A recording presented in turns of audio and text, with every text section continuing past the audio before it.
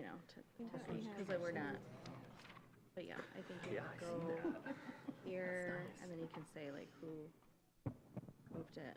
I was called dude. Seconded by.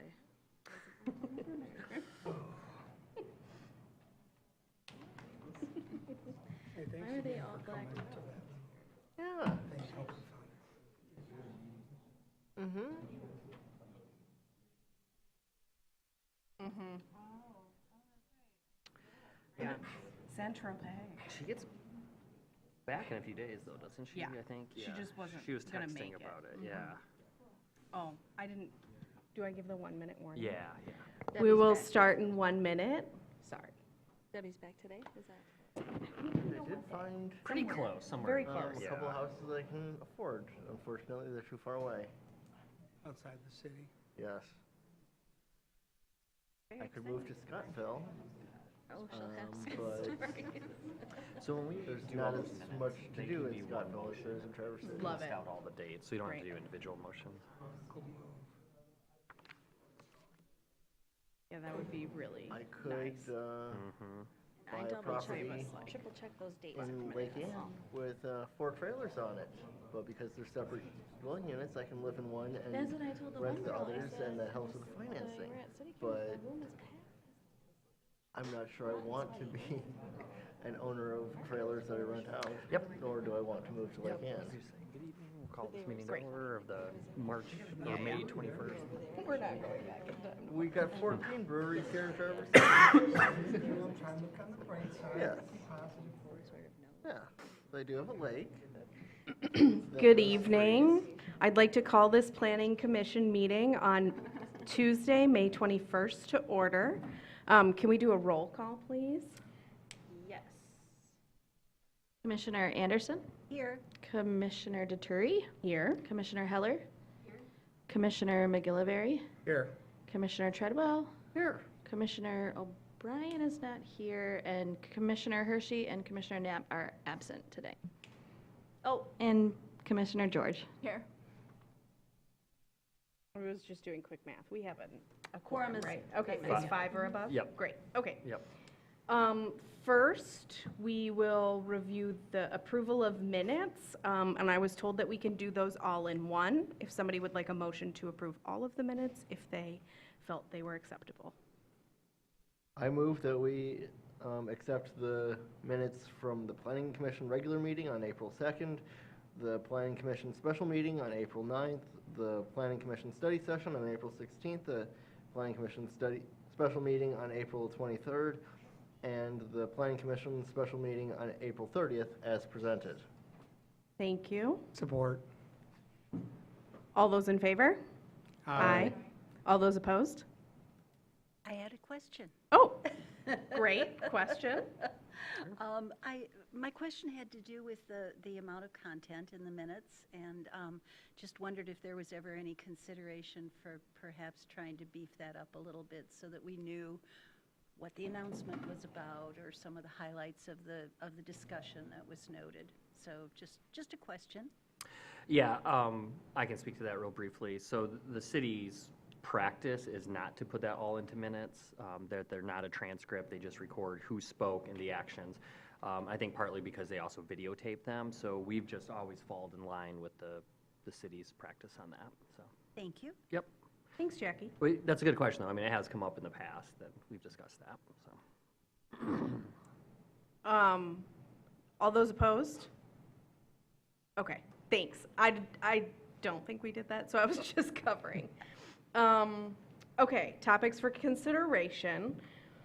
We are moving on to the draft master plan and draft mobility action plan review and distribution to the city commission.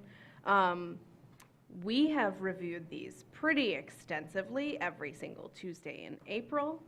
All of our feedback has been incorporated by the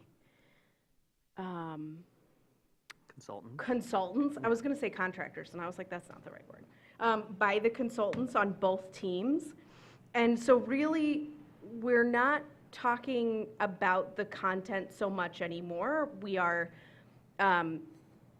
what this is meant to address is moving it on to the next step in the process, which is passing it along to the city commission so that they can start their public review process.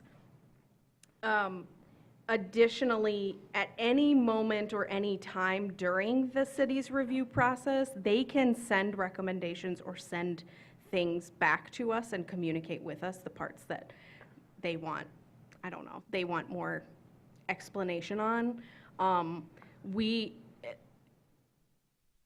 as a board are sending the chair, myself, and Sean to bring these plans to the entire city commission.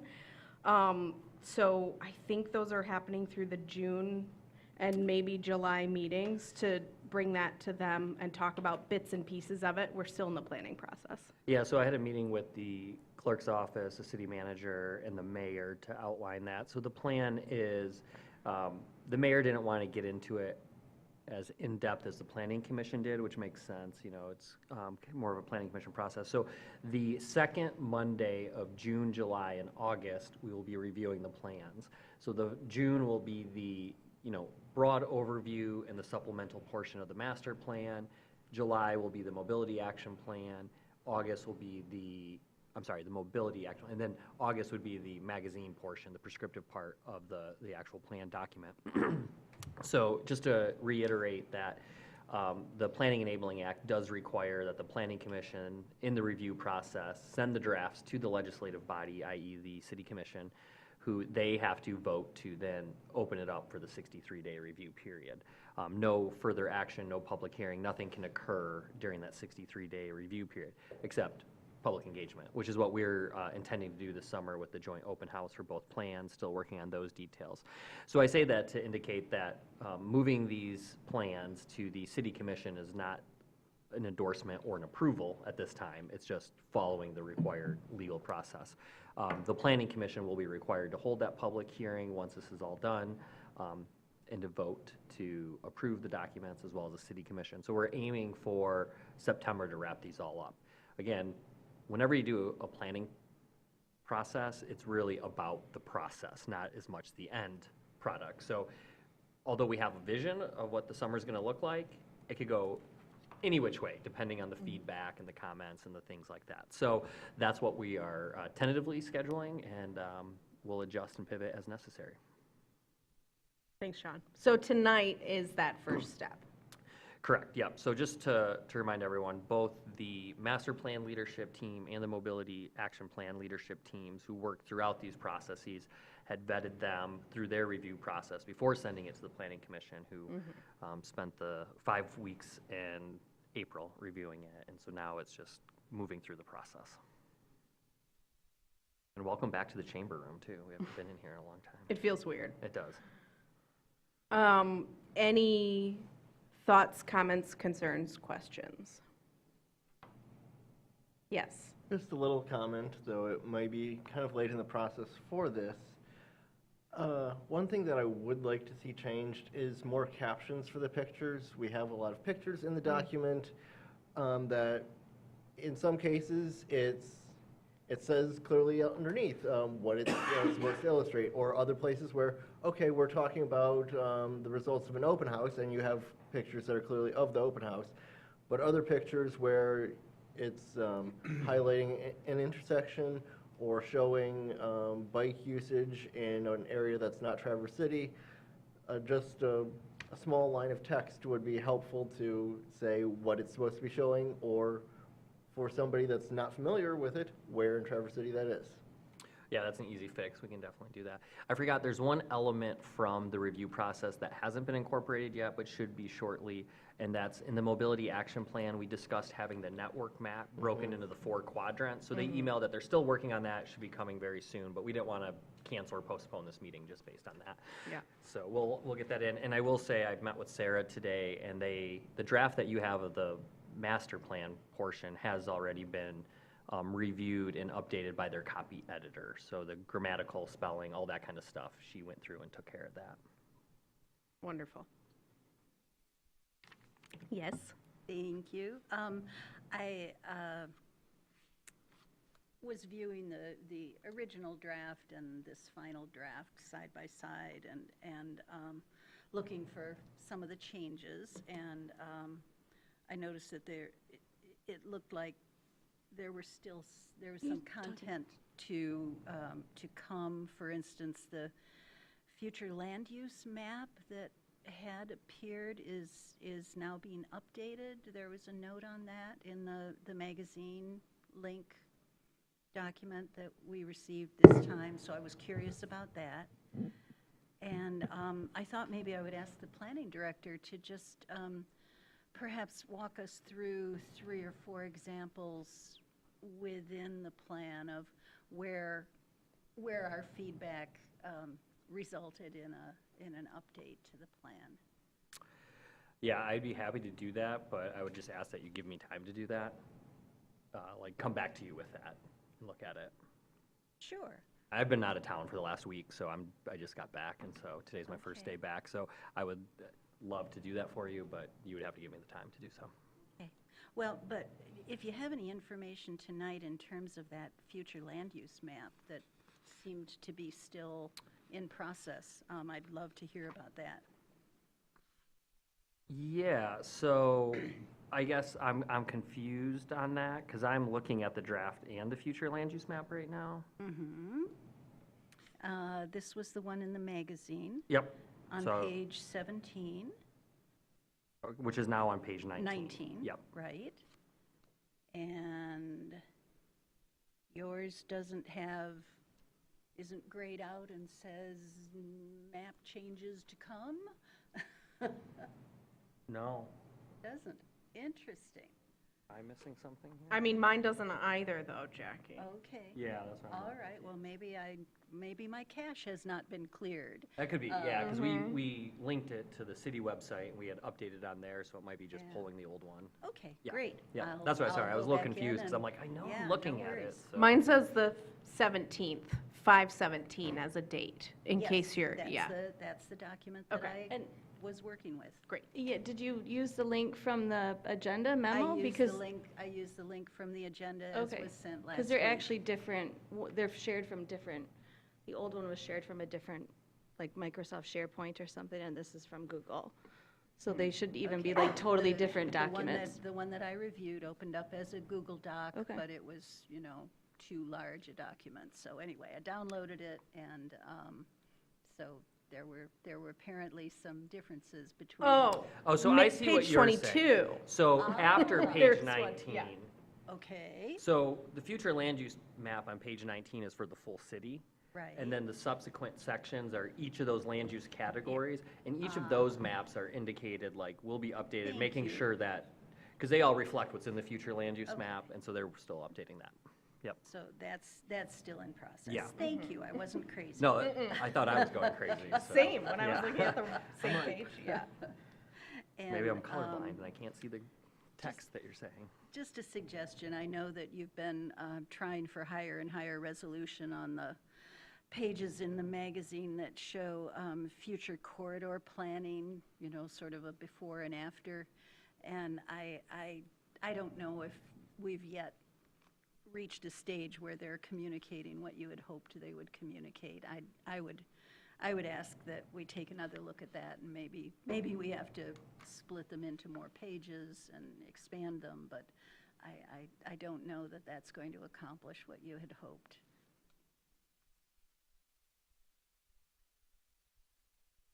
Go ahead, Brian. Just some clarification. So the mobility action plan, the final copywriting of that or copy editing of that has not been completed? No, to my knowledge, it has been. Okay. They do theirs in-house, where Beck and Rader for the master plan, they farm it out to an independent third party. Okay. Yep. I just wanted to be, Yeah, I mean, I see some things in here that have changed, they have, like in there's some places I think where the adjustments were made. I'm not always thrilled with the language, but I can, it's better than it was, and I'll Yeah. look at it, Yep. but if they haven't finished that, then maybe they'll catch the fact that they say we really like to commute to coffee shops on snowy evenings. I don't know how many people want to commute to coffee shops on snowy evenings. I think it's a minority. But little things like that, but yep. my other question is, we have the ability to make comments during the public comment period. Yep. So it's open for public comment, and we can submit comments at that point. Yep. And- And we'll try to I was thinking about this the other day, set something up. Either we'll use Katie's email or maybe create a generic one where people can submit comments. We can start compiling them if they want to do it via email versus, the public hearing or the public open house or something. But yeah. Okay, thank you. And I would hope that when we do have the public open house, that you all will be, to greatest extent possible, I know you have busy lives, but present to hear the public's comments and interact with them during that time, so. The only other thing I'd add is just knowing that Commissioner Hershey, myself, and Sean will be going to these meetings, to the city commission meetings, if there's anything in particular that we as a board want to highlight or call out before we start drafting.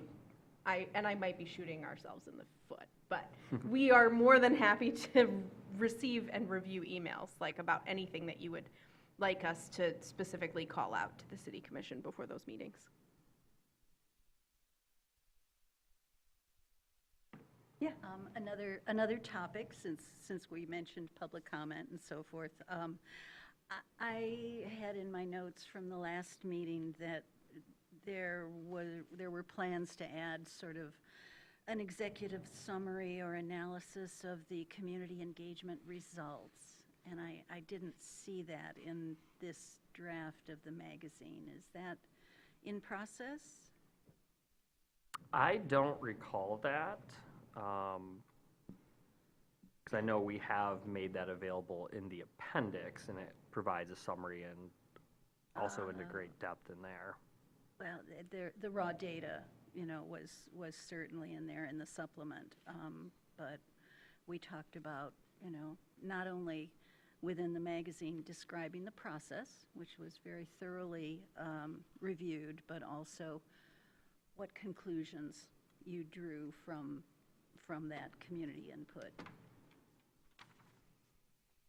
Yeah, we can look into that.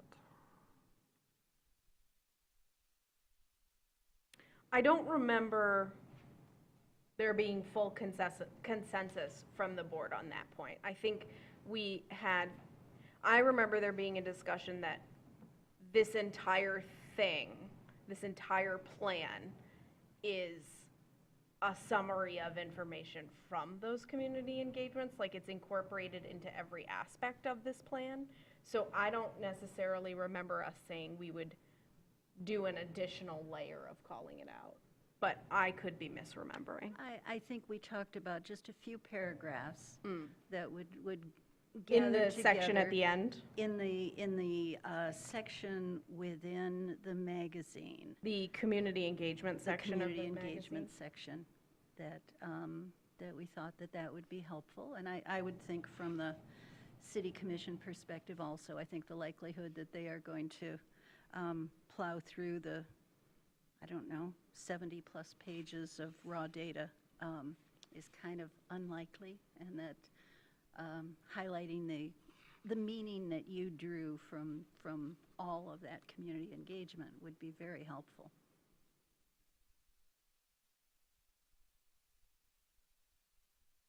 Anything else from this body, Brian? So the dates that it's going to be taken up by the city commission and the order, is that finalized, or is that something that's, could still be tweaked one way or the other? I'm assuming it's still something that could be tweaked.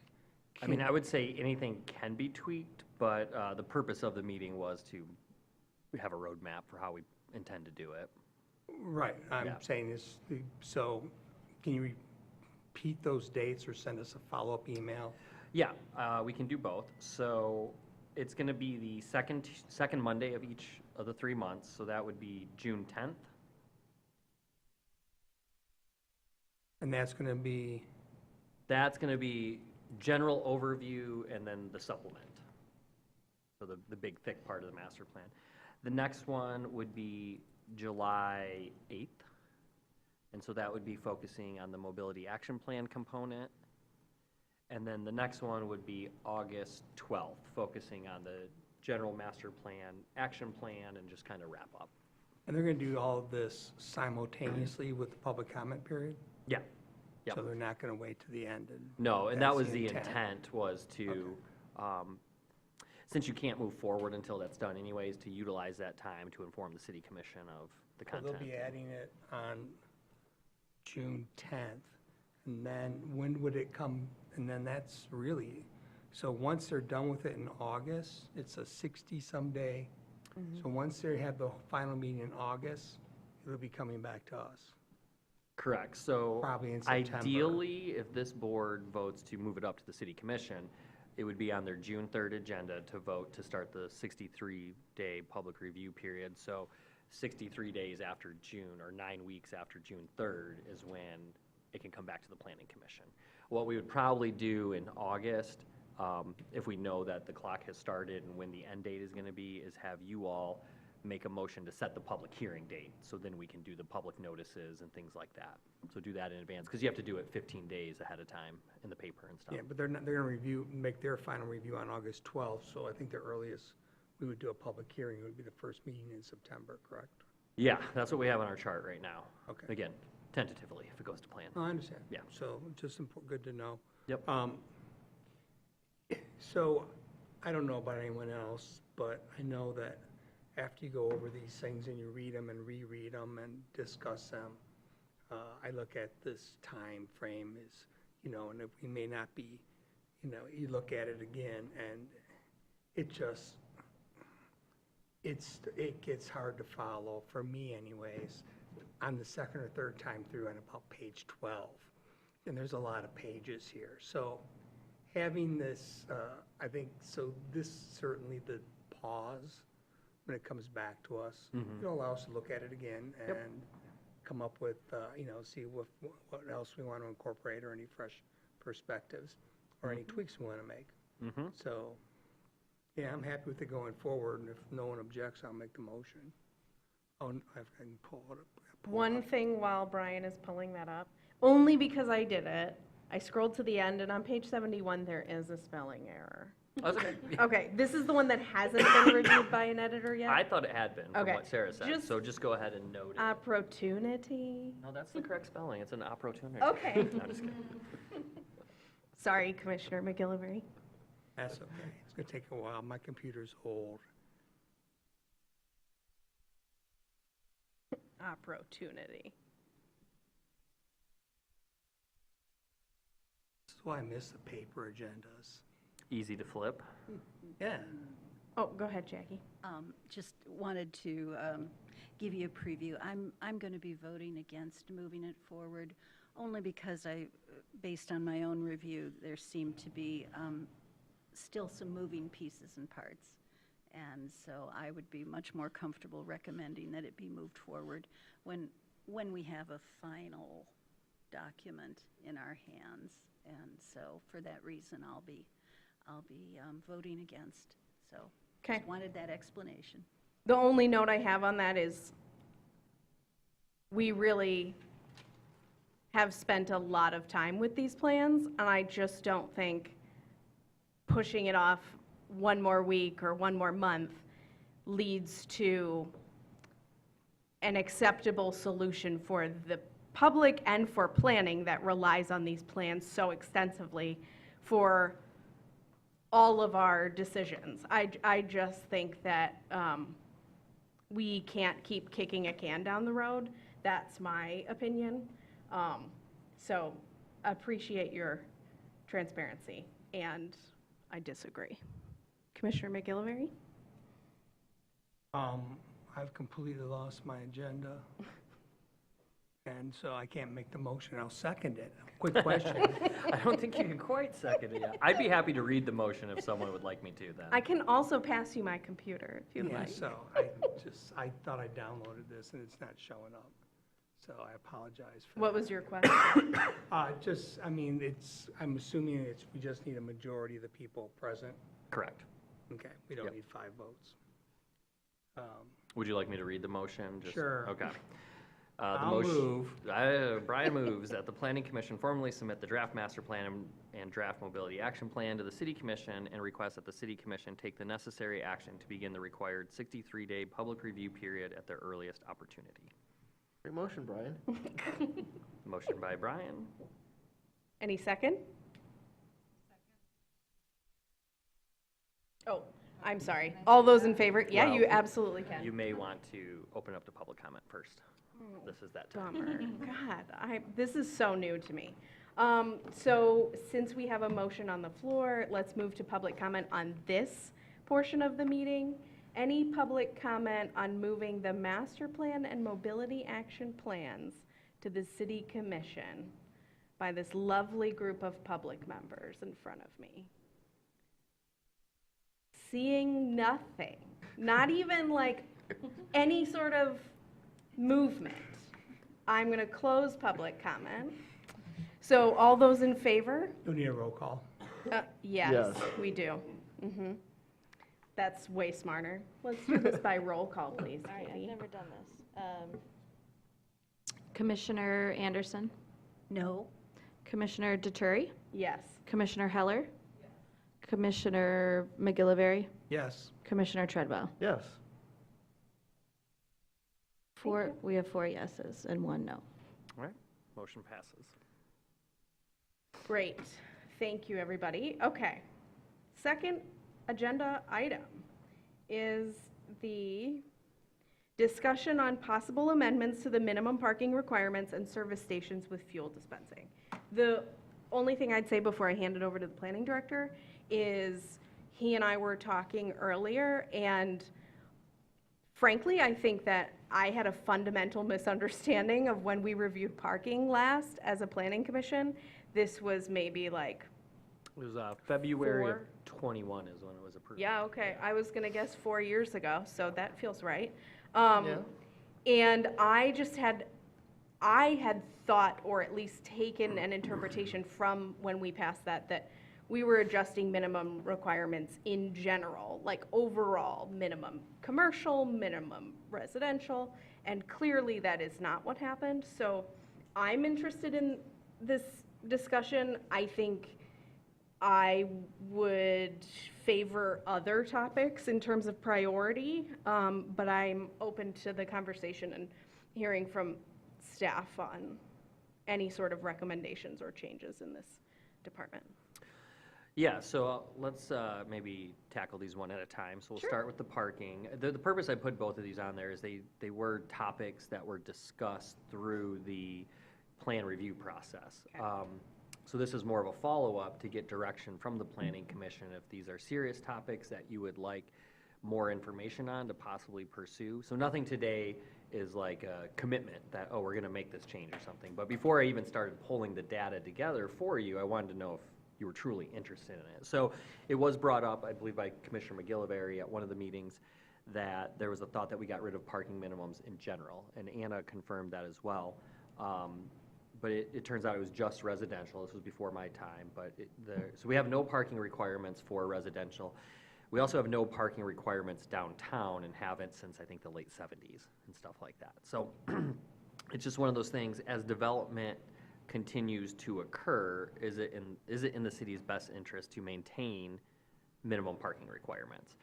What we have learned in the last 3.5 years is that even without residential parking requirements, people still provide parking, but they provide parking that they know they need rather than an arbitrary number. And I've been dealing with zoning and parking for over 10 years, and there's no science to it, I can tell you that. I mean, you can, well, anyhow. One of the reasons people do require it is oftentimes their financing requires that they have the parking available. So most of the time, financing requires 1 parking per dwelling unit or a certain amount per square feet. So there are really market requirements out there that are driving the need of parking and how much that we have. But, you know, there are times that we deal with people that we tell them, you know, well, based on the code, you need to have 40 parking spots. And they're like, well, I only have 3 employees. Why do I need that many? You know, because every business operates a little different, and we base our parking requirements on broad categorical use types like retail, commercial, and things like that. So, of course, with more parking, which in some cases may be unnecessary and overprescribed by our code, you end up with more impervious surfaces contributing to runoff, even though we do have a stormwater ordinance to capture that. We also have more land dedicated to asphalt, which as we look through the plan, we know where we have large parking lots, we have global, or urban heat islands occurring, you know, it's not a place for trees typically, so, you know, the other thing is our development pattern is what generates tax revenue that in turn allows the city to provide services. And parking lots don't really generate tax revenue. So a lot of times we're telling communities, well, some of this, or developers, property owners, some of this allowed impervious surface that you want to develop, you have to dedicate to parking lots. Even though you don't necessarily need all that parking, and even though it doesn't generate any tax revenue for us, we're going to require it for it. May, again, not be in the city's best interest, but ultimately that's a conversation for you all to have, and that's why I wanted to bring that one first, if it's something that you wanted information on. You're right, we do have a lot of other priorities right now, so Leslie's been driving the ship on the riparian buffer zone committee. We're still working on organizing the short-term rentals, both of which were identified at the beginning of the year by the Planning Commission. Of course, we're working on this master plan, this community development block grant plan. So there's a lot of irons in the fire right now, but we want to know what to put in the queue next to start working on. So that's that. So, history, I think we, prior to eliminating parking requirements for residential, I think we may have reduced parking requirements, or at least recommended the reduction. Maybe the city commission didn't agree, but I don't think so. I think that was a couple years prior, because we just running into points where it was ridiculous. The numbers were so old, and they were large. And so, and I think Mr. Winter is correct. So especially for commercial developments, it's parking. Everybody wants parking. It's the first thing they want to know. So, and for a lot of people who are looking at spaces, their first question is, and they know Traverse City up here because we charge for parking, they want to know if it has free parking. Is it a free parking? No. Then they don't want it. So for the commercial users, parking's important. It's going to stay important. We may have actually put in a maximum. So you did do that. I think you're put in a correct. max. There is a maximum for a number of the categories. Or maybe I'm wrong, we just No. discussed doing it. No, it's been implemented. It's in the code. The maximum. We turned our minimum into the maximum. I think that's what we might have done. Well, you have a minimum and a maximum Yeah. for those, so you got to be in that range based on the equation. And maybe we just thought we were making a maximum that would have to be adhered to instead of also eliminating a minimum. But there's so much parking. but- Yeah, I mean, it may not have turned out, we start things a lot of times and we never get through them, so. So I'm interested in looking at it, if staff doesn't have the time to do it, then maybe we postpone it.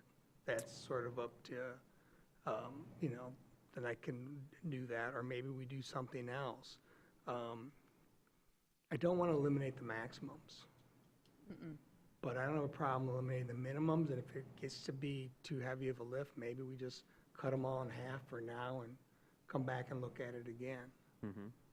So, again, that's I'd leave it up to staff on when they want to bring this forward. So we appreciate that flexibility with our workload, Commissioner Anderson? Yeah. May I ask if there are any commercial developments on the near horizon that you're aware of that might be impacted by any urgent action, or? I had thought that same thing, but I figure that any that are already in process would have already gotten approval or have had to go through some sort of code process already. Or preliminary conversations. Yeah, if even. they're already we have properties that are already under construction that have minimum parking requirements. So they Yeah. may, if something was implemented to remove those, they may be able to reduce the amount of parking that they were required, at this phase, do a change order with their contractor or something like that. Most of the larger developments that we've been working with in the planning phase right now are in the downtown area where parking isn't required, so it's not gonna really impact them. But admittedly, we have had a slowdown, and that's not unique to us with interest rates and, capital's expensive and everything right now. It would seem to me that being respectful of staff resources, we could put this on the back burner without running big risks. Yeah, and I mean, like I said, we could start the process, if we get the nod from the commission, of pulling data together over the next couple months or weeks or something like that, and present you a baseline of where we are with parking now, and then, see where you want to go from there. But we didn't even really want to spend the time doing that until we got more direction. And also things that are happening outside the planning department, what with budget approvals and strategic planning getting underway. There are a lot of moving pieces and parts right now that, you might spend time gathering data now and find that something important has changed 6 months from now. So if there aren't urgent projects, what's the downside of waiting? Well, everything, I guess, in government, there's always something being worked on. You could use that excuse forever, like, well, there's a budget next year. This is the nature of the work, is we're always working on plans and documents and reports and policies and stuff like that. And So, are we always doing strategic planning? well, that's not the purview of the planning commission or the planning department, so it doesn't have an impact on us. And what I'm trying to point out is that there could very well be ripple effects from things happening at the city commission level. Can you talk into the mic? It's hard to hear you. Sure. Yeah, you're not wrong, Jackie, but the planning commission operates fairly independently, so they can make their own decisions and chart their course, until a strategic, they're not expected to sit on their hands because the city commission might spend a year working on a strategic plan. They have their job, it's land use, they work on it, they have their authority enabled to them through the state legislature. So, I mean, I don't think it's accurate to say that because the city commission may be working on things unrelated to this, that the planning commission should defer things. Yeah, That's no, not the result it's always been in our purview to keep with zoning and ordinance updates or changes. So that happens entirely separately from city priority, that happens entirely separately from planning, like large plans. So I don't see it being impacted by that, but I do see it being impacted by all of the other things that the planning department is trying to focus on. So I'm honestly thinking like end of year fall, if plans pass, that feels like the downtime that we could spend on this. Or if you happen to get a quiet couple of weeks in the summer, maybe it would be worth it. Because I do think there's a lot of data. Yeah, and I mean, the reality is the planning commission's doctrine are the plans, not the city commission's strategic plan. So anything that the planning commission recommends needs to not be inconsistent with the planning documents. Then it's up to the city commission to they're the ones that get the final say. So if they want to incorporate their own strategic plan into that analysis, they can. But that's not really the planning commission's purview. And I would suggest that the city commission's work on strategic planning is going to be important in allocating of city resources, which will have a trickle-down effect on all of the departments within the city in terms of, what time and energy and financial resources you have available. So I'm simply saying, keep your powder dry, don't overbook, be nimble. Go ahead, Commissioner McGillivray. Well, I'd agree, you shouldn't overbook your time. But I have I look at the strategic planning process for city commission. It's not the first one a city commission has undertaken. It's not the last one they'll undertake. We went through a process, maybe not as in-depth when I was on the city commission, it's something that comes, the city's done things even more in-depth than what the city commission is doing this year. And sometimes a lot comes out of it, sometimes not, but you've got to be flexible. That being said, we may not have a project on the books or in discussions now, but when that happens, it's too late. You're talking about a zoning change. Correct. So if you wait until something comes before you, then you're actually making a ruling on a project and not on a zoning change that impacts everyone in that zoning. So I'm happy to give the flexibility to staff to do what they can when they can. You know, we haven't had any other projects in front of us to review, so I don't know what else we're doing other than for the next 3 months is pretty much sitting waiting for the master plan. We have other projects, we have other priorities, so I wouldn't say we should be bumping anything down. But if you can bring something like this to us, I think it's in reflective of the proposed master plan and mobility studies that we've just sent to the city commission for its review. And, you know, once we have a new master plan, there's lots of things we're going to have to address. So if we can knock something off during a lull, I think we should go forward. And I do have one quick question for Mr. Winter. Do you have the ability to waive parking under minimums? So I do. I can adjust the minimums, but I won't do it unless there's some sort of justifiable reason to, you know, not just because you asked, you want less. So I'll give you an example. Local Boys, when they were opening up, which is around the time that I started, they have a parking requirement which is based on the number of seats. And it was something like they needed like 150 parking spaces for that place, which again, they felt was overkill, but that's what the code said. But in the department, we looked at the location, and it's in a walkable community, sidewalks everywhere to get to it. It's on the Bay Line, which is free and runs, well, now about every 18 minutes. It's on a bike lane, so it's a part of that network. It also had on-street parking and things like that. So we were able to look at all of that and reduce the number of parking, but not to the extent that they wanted. We also made them reduce the number of seating to bring the two numbers even.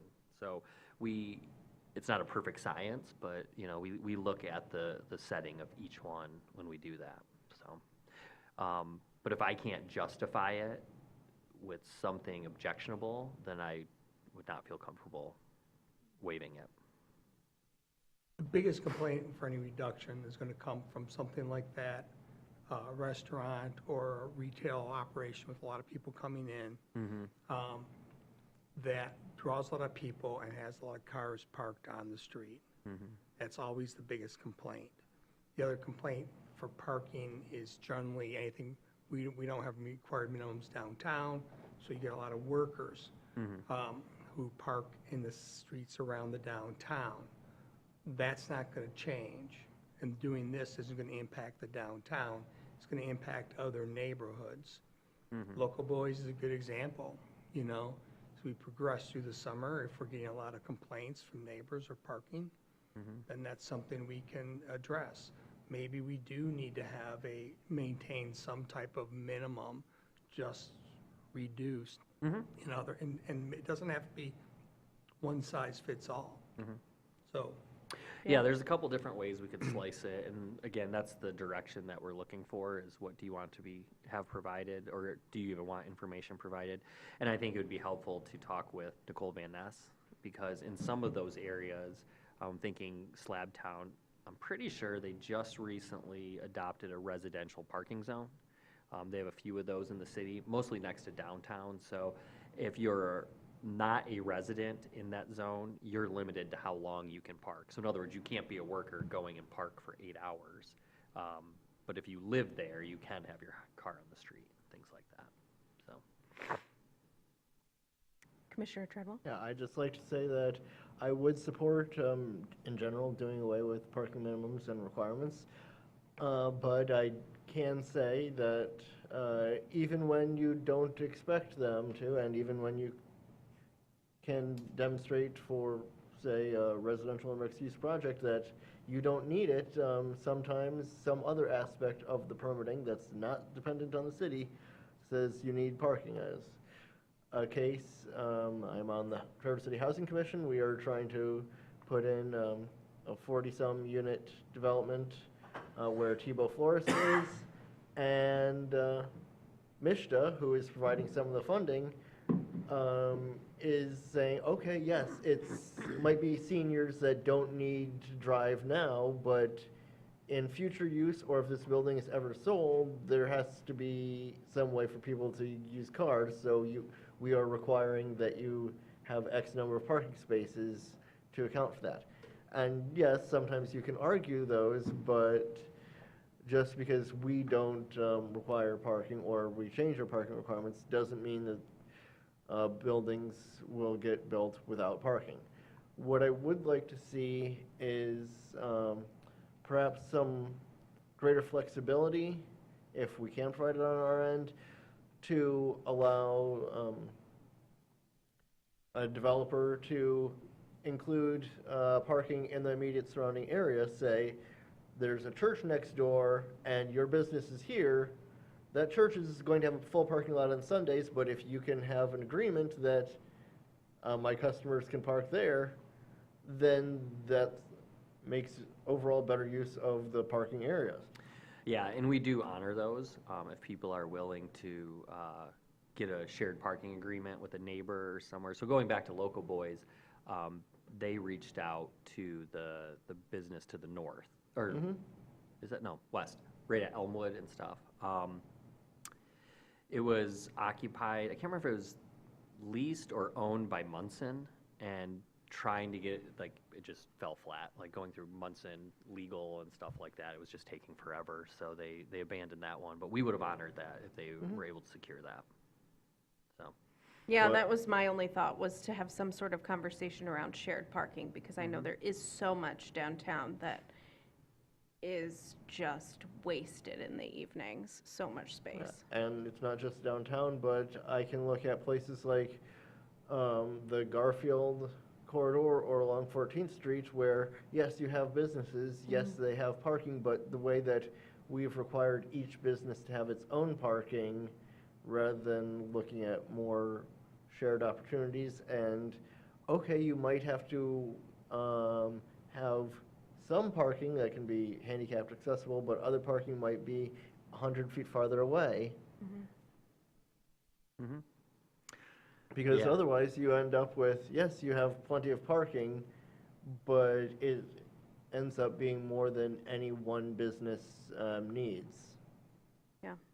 And, you know, to Brian's point early on with consistency of like what the plan is calling for in draft form, like if we want to get to be a more walkable, accessible community, you know, the more we require parking to be free and convenient, the less that's going to happen. Like you got to hit a certain pain point where people are like, you know, it's actually faster for me to walk up to the corner than to get in my car and drive, you know, because I don't have to find a parking spot and this and that. So just kind of think of that broader picture. And again, we don't have to get into solving all of this now, but that's kind of where that thought process is. Go ahead. As long as we're talking about parking, do we regulate the number of accessible parking spaces there has to be? Or is that done state or federal level, or could we go beyond that? I believe you can go beyond it. It is regulated through the building code, so the Grand Traverse County Construction Code Office is the one that makes that determination when they issue their permits, that you have the necessary amount of minimum ADA parking spaces. It's an interesting question. Yeah, another thing to think about. Yeah. Sounds like, to me, there is a moderate interest in parking, Sean. So I think you're going to take that one I on, it have sounds like. received the moderate interest. Yep. Sounds like a good intern project. Yeah, we'll Yeah, start, we got an sounds intern great. this summer, that's the Yeah, other nice well- thing. Actually, it does sound very great. I've told Jerry repeatedly that I would like to know some idea of how many parking spaces we have in Traverse City, and he's always said, if I had an intern, that would be a project I'd love to give him. He's getting, getting one. Yeah, I think he is getting an intern this summer, so. Because yes, we can count how many parking meters we have downtown, we can have a number for how many parking lots we have, but there's a whole lot of private parking that might be listed on a site plan, but isn't in a database. We don't count all the driveways that we have and how many cars can be parked there. And we could estimate how much on-street parking capacity we have, but we don't. Yeah, and again, I don't want to get too down the rabbit hole, but when we bring this back, whenever that may be, we will want to include the on-street parking discussion. Police power ordinances are really the purview of the city commission, but you can make a recommendation, consider this, or based on our findings, we think you should evaluate A, B, and C. So, yeah, I mean, when we were at the Congress of New Urbanism last week, one of my sessions, and I forget which city they were talking about, but they had done an inventory, Mitch, like you were talking about. And in their city, they have 20 parking spaces for every one car in the city, and their population doesn't swell by 20 times Yeah. each day during the weekday. So their Our their number, minimums I'm have sure, created is all higher this. than 20 per person. Yeah. I wouldn't be surprised, and partly because unlike most cities, we don't allow parking on the street overnight, so everyone has to have off-street parking to have their vehicle there. Okay, right. moving on to fuel services. Yeah, so this actually came up, we're talking about gas stations, service stations with fuel dispensing is Oh, I mixed how it it's up. worded in the zoning ordinance, and that's based on our manual that we use for uses to define them. But it was brought up in the leadership team that they may want to consider a change where gas stations are not a use allowed by right. We discussed that at the Planning Commission as we went through the review process. And so we know that we have a couple gas station companies that have been looking to expand their footprint in the area. And by being a use by right, if they meet all the standards, they have to legally be approved. So when we think about, there's always a lag between what the zoning code allows now, usually a master plan, changes to the zoning to support it. In the meantime, like Brian mentioned earlier, we can get an application and be stuck in a situation where like, well, according to our plan that we're working on, this is not the best use in this area, but we haven't caught up yet with changing the regulations to address that. And I just think that given some of the concerns that we have heard, and again, the values of being a walkable, accessible community is promoting more fuel stations, really what we want. By moving to a special land use permit, that does add additional standards which have a discretionary component. It's one of the only discretionary decisions that the Planning Commission will make in their review. And it goes to the City Commission for final approval. So it puts it on the legislative body or the elected officials to make that decision. So Katie started playing around just today, and it is quite surprising how many. Yeah, we have a lot of vacant land owned by gas station companies that they've been holding for potential gas stations. So we have one in front of Ruth Park on 8th Street. We have one at the corner of 8th and Garfield. Blarney Castle tried a few years ago to rezone at 8th and Front to put in a super station there. I mean, that's my term for it, but they're pretty massive.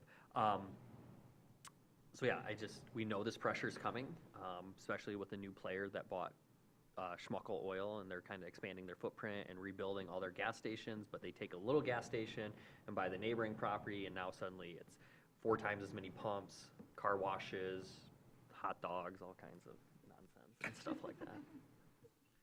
Sushi, yeah, gas station sushi. What could possibly go wrong? Go ahead. So first, don't knock the hot dogs. I know. I was gonna say disclaimer. I Why love a good call out hot the dog. hot dog? Well, yes. Yes. You're I'm- Yes, interested. you're interested? I'm- Okay. In a hot dog. Yes, I'm interested, no. Okay. I want to see us address it. We need more discretion, and it's, the one that we reviewed before is, I didn't like the way it came out, and we granted them some variances, not variances, but some accommodations, and under special land use permit, it's, pretty much gives us the ability to do that and not putting that on the planning director. I would have felt more comfortable in that instance, going through the SLUP process So and denying. these are big places, a lot of concrete. Yeah, And, you know, most of these, the other reasons they hang on to these properties is most of them have contamination, which limits their use, so. okay, so we can work on this. This would probably be a quicker process in the parking, to be honest. It's less intense of a change and evaluation. But one thing, if you're, and when we bring this back to you for discussion, is if you're going to switch it to a SLUP, we can explore some additional standards you want to apply to that specific use.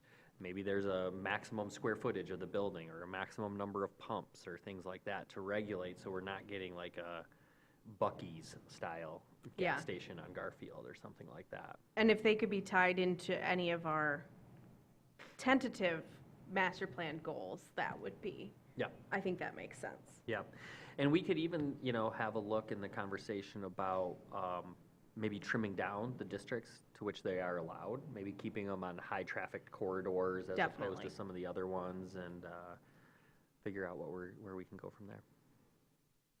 2 stories. Oh, please. Let's require they're all 2 stories. Oh, I thought you said true stories. No, "Ooh, you're no, gonna tell like us 2 some stories True is what he was stories. saying, True yeah. North stories. Yeah, that's. Can we that's another require one. residential above if they are going over a certain square footage? And we have heard some comments about that, and that is something that we want to start exploring with you too. I mean, we got a lot in the queue now is, on 8th Street, when they redid it to D2 and changed the standards to D2, it's now a minimum of 2 stories. Part of that is a little bit of that psychological traffic calming. You got those buildings on the side, so you're like within a corridor. And there are appropriate ratios of right-of-way width to building height that give you that comfortable enclosure feeling, not feeling captured like in a New York City type streetscape. But when we did the City Academy last week, we went and we walked and stood on Front Street and talked about what we liked, and then we went to 14th Street at the old Fifth Third Bank, and like you didn't feel like you were supposed to be standing there, even though you were on a sidewalk, but it didn't feel human scaled, and so that's one way that you can address some of that stuff. And again, that goes more into the idea that, typically a 2-story building is going to generate a lot more tax revenue than a 1-story building, because you pay for the improvements, the structures on the property. Yes, there is tax on the property itself, but a lot of it comes from the actual improvements. Quick fact on that too that I learned at the conference. This has been my favorite one that I've been sharing all day. So there was a professor from the University of Cincinnati, and he teaches urban and environmental design. And so his focus is more on climate resilient development and stuff. And he was talking about electric vehicles, building electrification, and this, in light of last night's City Commission meeting, I thought this was interesting, that those are good things, but he's like, you're not going to move the needle on climate change chasing electric vehicles. Because the reality is, they only have, over their lifespan, about a 50% reduction in carbon from an internal combustion engine, because carbon goes into extracting the material from them, building the car, and then, to be honest, most of our electricity network is not green. So there's carbon being emitted for that.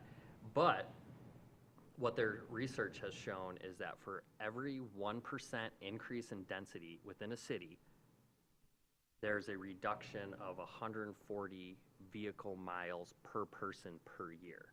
So looking at that, at 30 miles per gallon and 20 pounds of carbon is what's released from a gallon of fuel. Based on 15,600 people in the city, a 1% increase in density would net almost 1.5 million pounds of reduced carbon going into the atmosphere every year.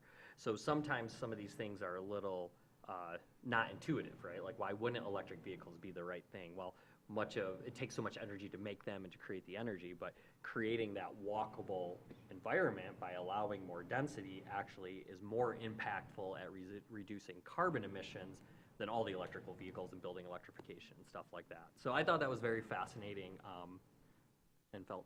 And what if we just banned cars? Well, then we'd crash our economy. Bold. So It'd be bold. I wouldn't say that. We're the second biggest tourist spot in Michigan, and the first biggest spot banned them a century ago. Well, yeah, but when your workers are living in Kingsley and Kalkaska, they're gonna need cars to get here. Until we increase that density. Yeah, exactly. So No, we just have a it's funny how you can hit so many. train and bus different system things. running to Kingston and Kalkaska. That was actually talked about too.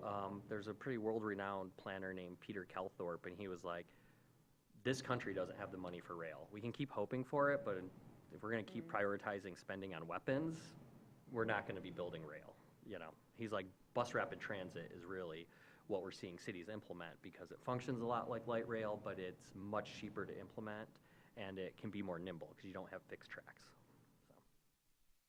Any last remarks on service stations? Yep.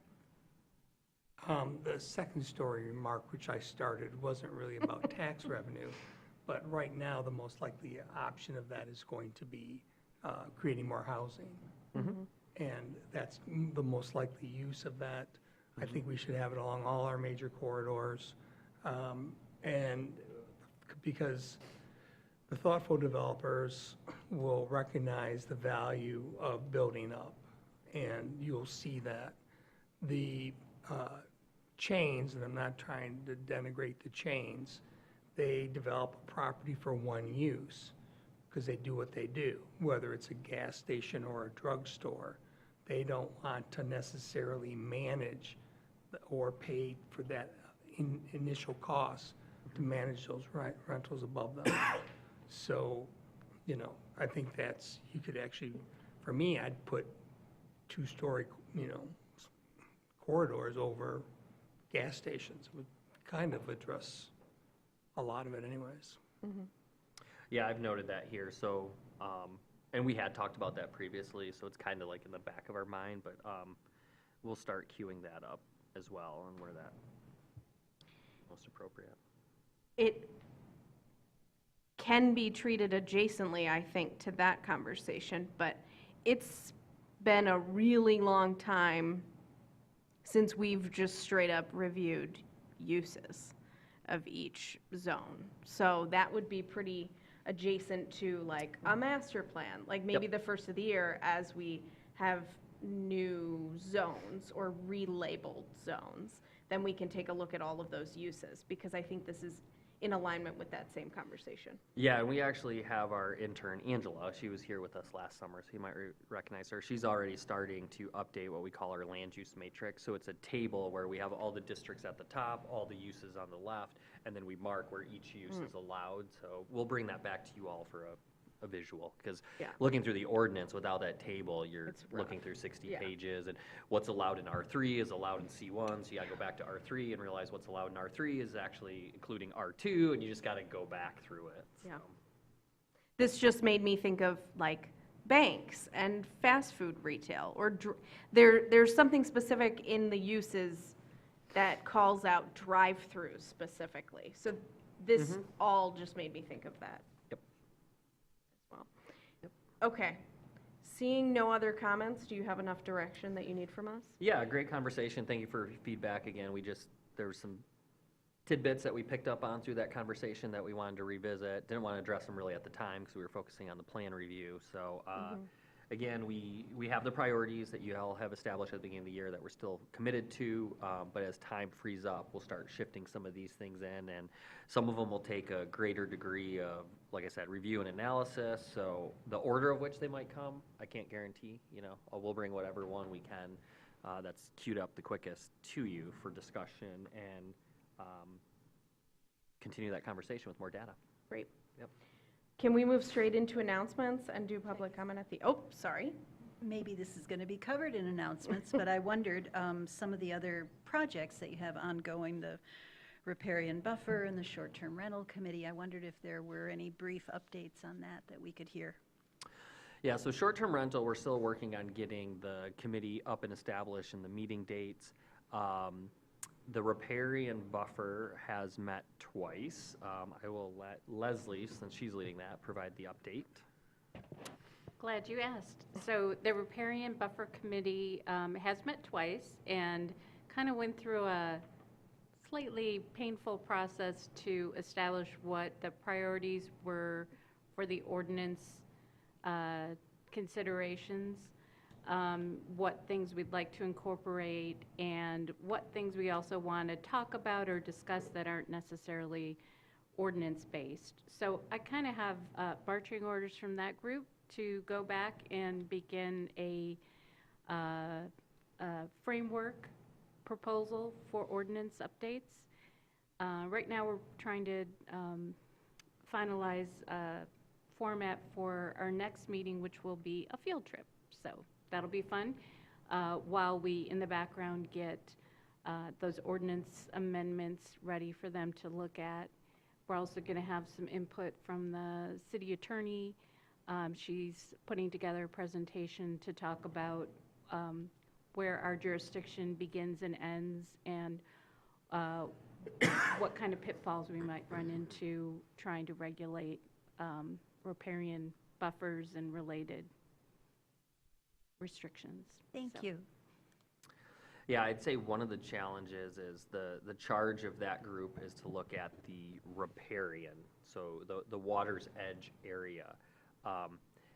So that's the primary focus, but there's other like tangentially related issues that keep popping up. I think Anna and Mitch can attest to this, that aren't the focus, but there's a little bit of overlap, so like stormwater runoff, climate change, some of those things, but I would say that's been one of the tasks that's been challenging, is like keeping it within the scope of the committee's focus and not letting it run all over the place and solving every issue in the city. And I then mean, the you other, can't solve every issue at one blow? No. the other thing that you mentioned in your memo was the community development block grant planning process. And I'm not familiar with that and would appreciate just a thumbnail. Yeah, so I will give a quick overview and then again hand it to Leslie. So when we became a metropolitan planning organization, which is defined by the U.S. Census based on your population development pattern, the city of Traverse City, being the core community within that regional transportation planning entity, was designated a community development block grant entitlement grantee or community, yeah. And so this is a federal program administered through the Department of Housing and Urban Development. So it's federal money in the amount of approximately $370,000 each year coming to the city. Of course, that can change a little bit. They give you an estimate, but it's not until Congress appropriates it that you get the full amount. 20% of that can be used for administration. So some communities that have very large, we're talking like $1 million a year, they fund a whole position to administer the program.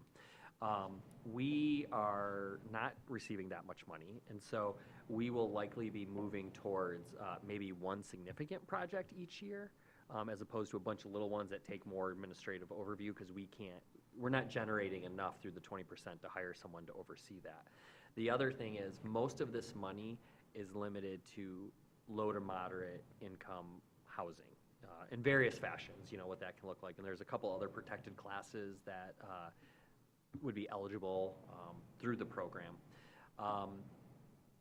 And so we are working on that now. We have hired Wade Trim.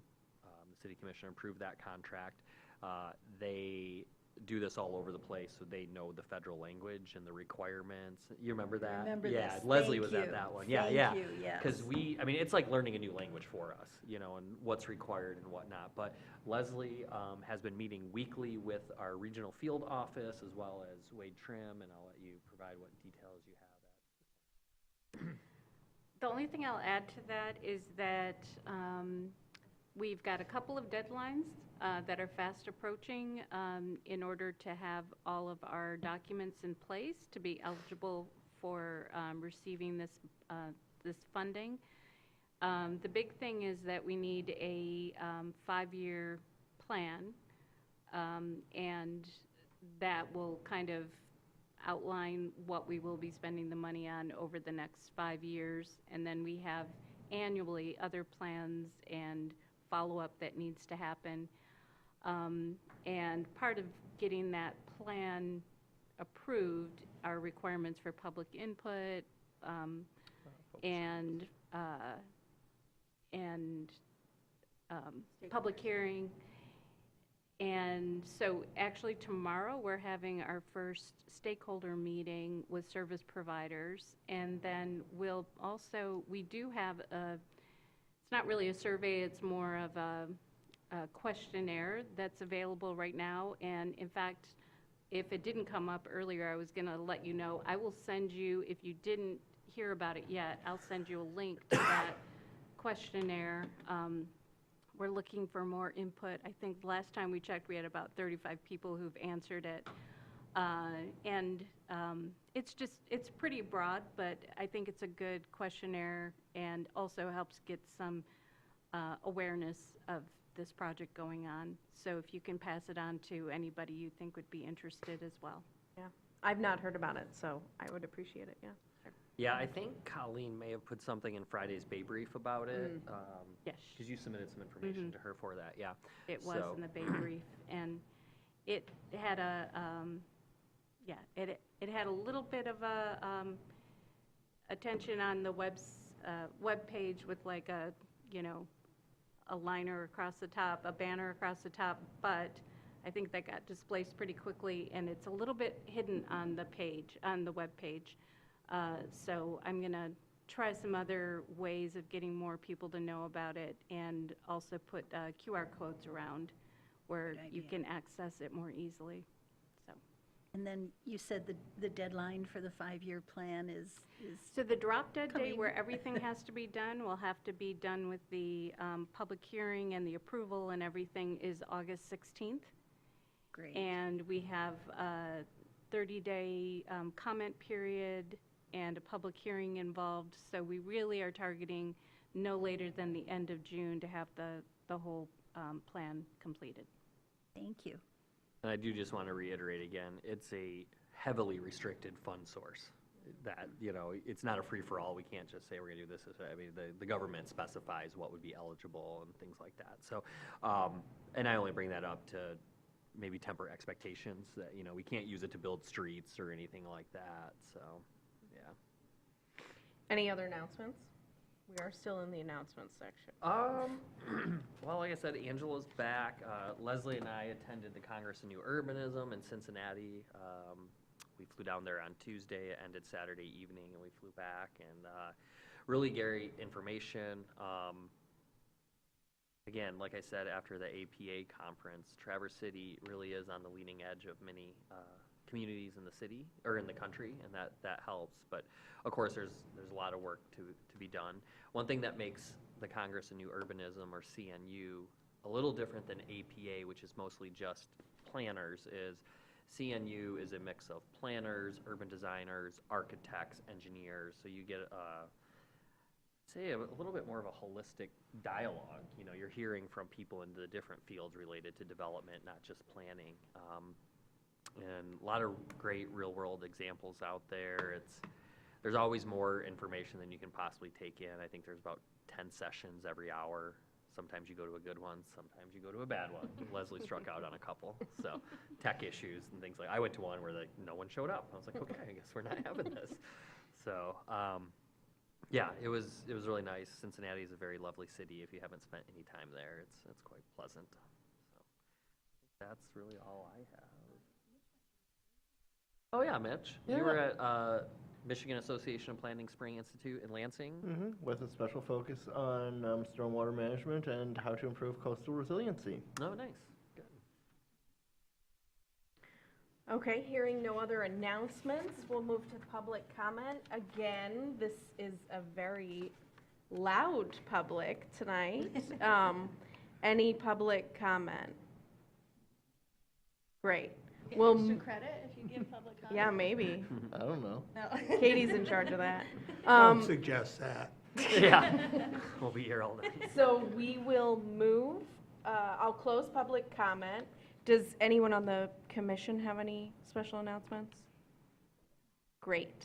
Then I'll move to adjourn this meeting, and everybody can come up here and get one of us to sign so we can hopefully get you through quicker. Yep, happy. We can all sign for you, Yes. so divide and conquer. That's what I figured. Get them out the door quicker. Yeah. Yeah.